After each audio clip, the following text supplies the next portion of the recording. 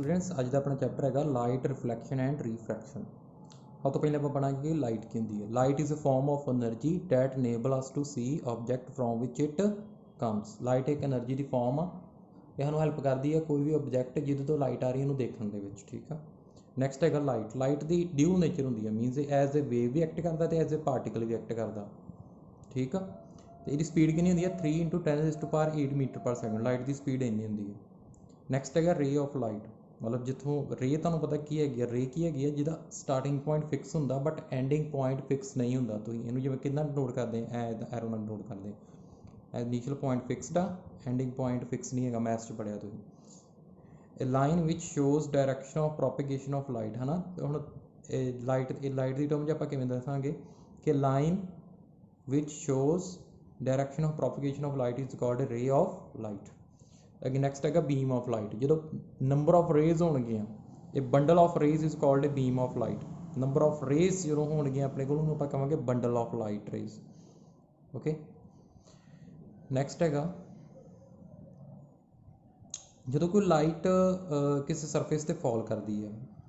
ठीक है, एक तो है कि वो बाउंस बैक कर जाती है, जां की होएगा वो मीडियम अगले मीडियम च ट्रैवल कर दे, मतलब जां रिफ्लैक्शन हो सकती है जां की हो सकती है रिफ्रैक्शन हो सकती है। ठीक है, नैक्सट आप पढ़ते हैं reflection of light by mirror.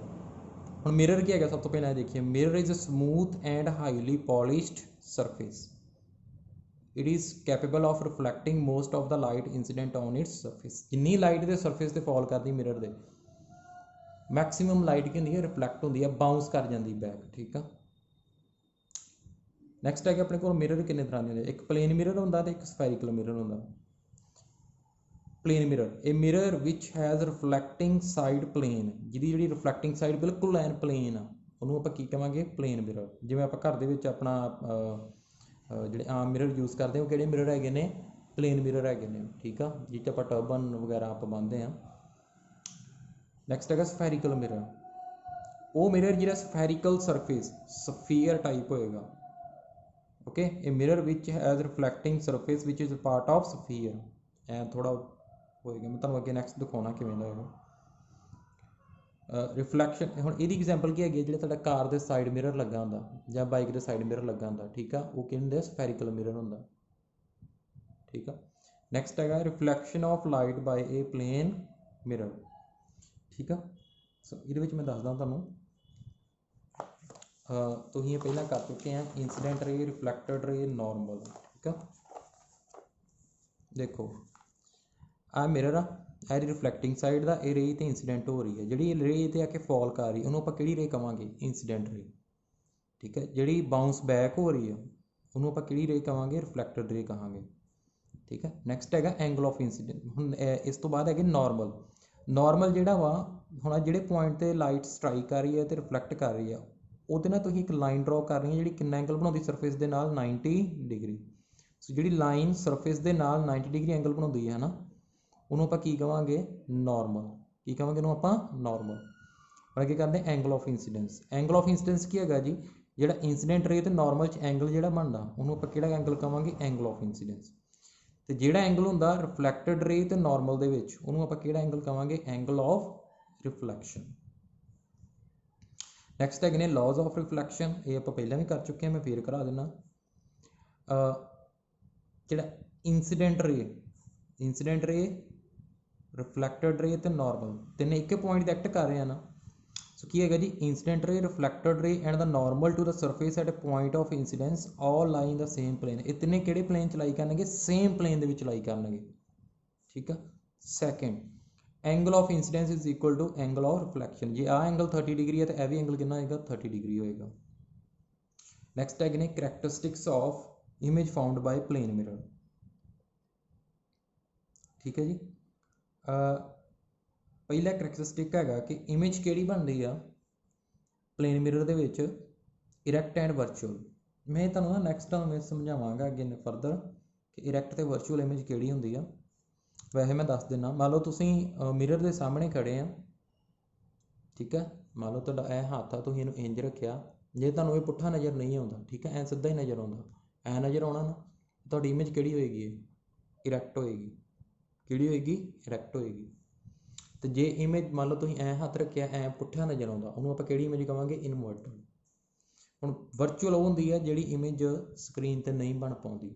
ਮੈਂ ਤੁਹਾਨੂੰ ਇੱਕ ਪ੍ਰੈਕਟੀਕਲ ਦੀ ਵੀਡੀਓ ਵੀ ਸੈਂਡ ਕਰਾਂਗਾ, ਉਹ ਤੋਂ ਤੁਹਾਨੂੰ ਕਲੀਅਰ ਹੋ ਜਾਏਗਾ। ਵਰਚੁਅਲ ਇਮੇਜ ਜਿਹੜੀ ਇਮੇਜ ਸਕਰੀਨ ਤੇ ਨਹੀਂ ਬਣ ਪਾਉਂਦੀ ਉਹਨੂੰ ਆਪਾਂ ਕਿਹੜੀ ਇਮੇਜ ਕਵਾਂਗੇ, virtual image. So plane mirror ਦੇ ਵਿੱਚ ਕਿਹੜੀ ਇਮੇਜ ਬਣਦੀ ਹੈ, erect and virtual. Second, the size of image is equal to the size of object. ਮੰਨ ਲਓ ਤੁਸੀਂ ਮਿਰਰ ਦੇ ਸਾਹਮਣੇ ਖੜੇ ਆ, ਪਲੇਨ ਮਿਰਰ ਦੇ, ਤੁਹਾਡੀ ਹਾਈਟ ਹੈਗੀ ਆ 6 ਫੀਟ ਹੈਗੀ ਹੈ, ਤੇ ਤੁਹਾਡੀ ਇਮੇਜ ਦੀ ਹਾਈਟ ਵੀ ਕਿੰਨੀ ਹੋਏਗੀ, 6 ਫੀਟ ਹੋਏਗੀ। Next, image is as for behind the mirror as the object is in front of it. ਮੰਨ ਲਓ ਤੁਸੀਂ ਤੁਹਾਡੀ ਮਿਰਰ ਤੋਂ ਤੁਸੀਂ ਐ ਤੁਹਾਡਾ ਮਿਰਰ ਆ,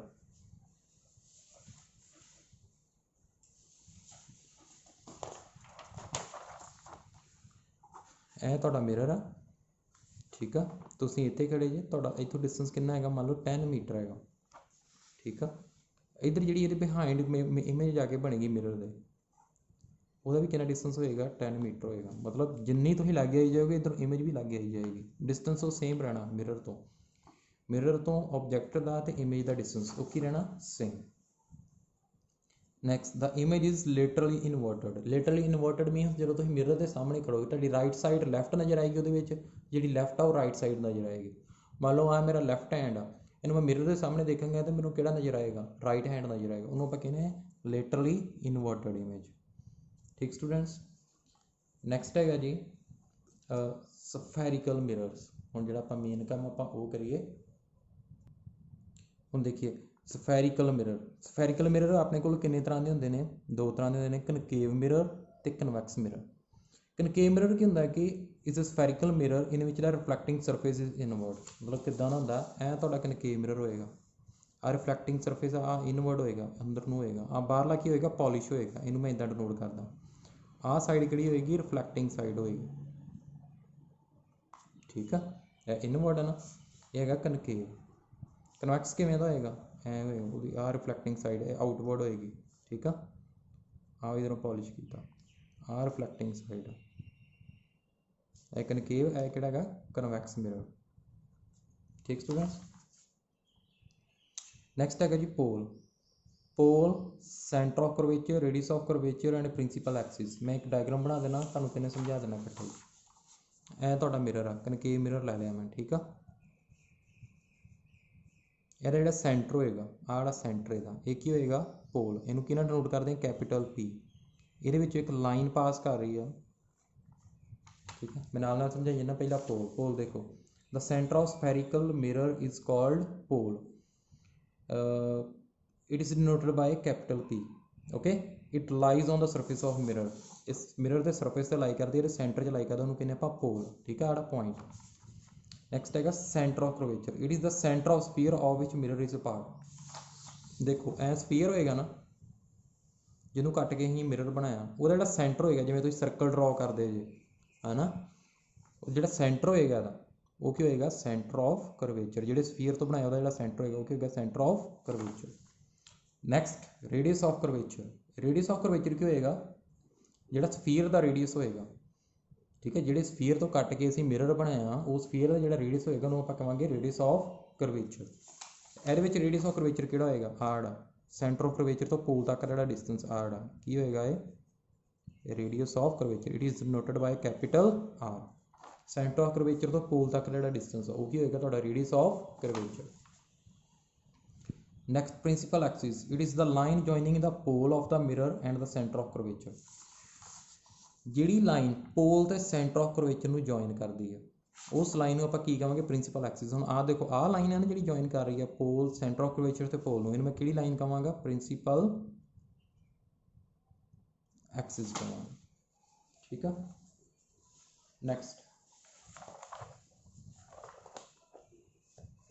ਨੈਕਸਟ ਹੈਗਾ ਜੀ linear aperture. It is the diameter of the circular boundary of the mirror, okay. Diameter ਹੈ ਤੁਹਾਡੀ ਸਰਕੂਲਰ ਬਾਉਂਡਰੀ ਦਾ, ਉਹਨੂੰ ਆਪਾਂ ਕੀ ਕਹਾਂਗੇ, ਅਪਰਚਰ। ਠੀਕ ਸਟੂਡੈਂਟਸ। ਜਿਵੇਂ ਆਹ ਵਾ ਤੁਹਾਡਾ ਕਨਕੇਵ ਮਿਰਰ ਆ, ਇਹਦਾ ਹੈਗਾ ਜਿਹੜਾ ਸਰਕੂਲਰ ਪੋਰਸ਼ਨ ਆ, ਇਹਦਾ ਜਿਹੜਾ ਡਾਇਆਮੀਟਰ, ਇਹਨੂੰ ਆਪਾਂ ਕਹਾਂਗੇ ਅਪਰਚਰ ਕਹਾਂਗੇ, ਇਹਦਾ ਕੀ ਕਹਾਂਗੇ, ਅਪਰਚਰ। ਨੈਕਸਟ ਹੈਗਾ ਪ੍ਰਿੰਸੀਪਲ ਫੋਕਸ। ਪ੍ਰਿੰਸੀਪਲ ਫੋਕਸ ਕਰਨ ਤੋਂ ਪਹਿਲਾਂ ਤੁਹਾਨੂੰ ਮੈਂ ਦੱਸਣਾ ਚਾਹੁੰਦਾ, ਜਿਵੇਂ ਕਨਕੇਵ ਮਿਰਰ ਆ, ਕਨਕੇਵ ਮਿਰਰ ਤੇ ਕਨਵੈਕਸ ਮਿਰਰ। ਕਨਕੇਵ ਮਿਰਰ ਨੂੰ ਆਪਾਂ ਕਿਹੜਾ ਮਿਰਰ ਕਹਿ ਦਿੰਦੇ ਹਾਂ? ਕਨਵਰਜਿੰਗ ਮਿਰਰ, ਜਾਂ ਹੋਰ ਕੀ ਇਹਨੂੰ ਕਨਵੈਕਸ ਨੂੰ ਕੀ ਕਹਿੰਦੇ ਆ? ਡਾਈਵਰਜਿੰਗ। ਠੀਕ ਆ। ਕਨਵਰਜਿੰਗ ਦਾ ਮਤਲਬ ਕੋਈ ਰੇਜ਼ ਆਉਂਦੀਆਂ ਨੇ, ਜਿਵੇਂ ਮੰਨ ਲਓ ਪੈਰਲਲ ਆ ਰਹੀਆਂ ਨੇ, ਆਫਟਰ ਰਿਫਲੈਕਸ਼ਨ ਕੀ ਹੋ ਜਾਣਗੀਆਂ? ਇੱਕ ਪੁਆਇੰਟ ਤੇ ਮੀਟ ਕਰਨਗੀਆਂ, ਇਹ ਰੇਜ਼ ਨੂੰ ਇਕੱਠੀਆਂ ਕਰ ਦਿੰਦਾ। ਠੀਕ ਹੈ, ਕਨਕੇਵ ਮਿਰਰ ਜਿਹੜਾ ਡਾਈਵਰਜਿੰਗ ਮਿਰਰ ਆ, ਇਹ ਕੀ ਕਰਦਾ? ਰੇਜ਼ ਆਉਂਦੀਆਂ ਨੇ ਉਹਨਾਂ ਨੂੰ ਕੀ ਕਰਦਾ? ਇਹ ਡਾਇਵਰਜ ਕਰ ਦਿੰਦਾ, ਖਿਲਾਰ ਦਿੰਦਾ। ਠੀਕ ਆ, ਉਹਨਾਂ ਨੂੰ ਇਹਨੇ ਖਿਲਾਰ ਦੇਣਾ। ਠੀਕ ਹੈ, ਇਸ ਕਰਕੇ ਇਹਨੂੰ ਡਾਇਵਰਜਿੰਗ ਮਿਰਰ ਕਹਿੰਦੇ ਆ। ਹੁਣ ਦੇਖੀਏ ਆਪਾਂ ਪ੍ਰਿੰਸੀਪਲ ਫੋਕਸ। ਪ੍ਰਿੰਸੀਪਲ ਫੋਕਸ ਕੀ ਹੈਗਾ ਜੀ? Principal focus is the point where a beam of incident light incident parallel to the principal axis actually converge or appear to diverge from convex mirror after suffering reflection from the mirror। देखो ਇਹਨੂੰ ਆਸਾਨ simple ਭਾਸ਼ਾ 'ਚ ਮੈਂ ਤੁਹਾਨੂੰ ਕੀ ਦੱਸਦਾ।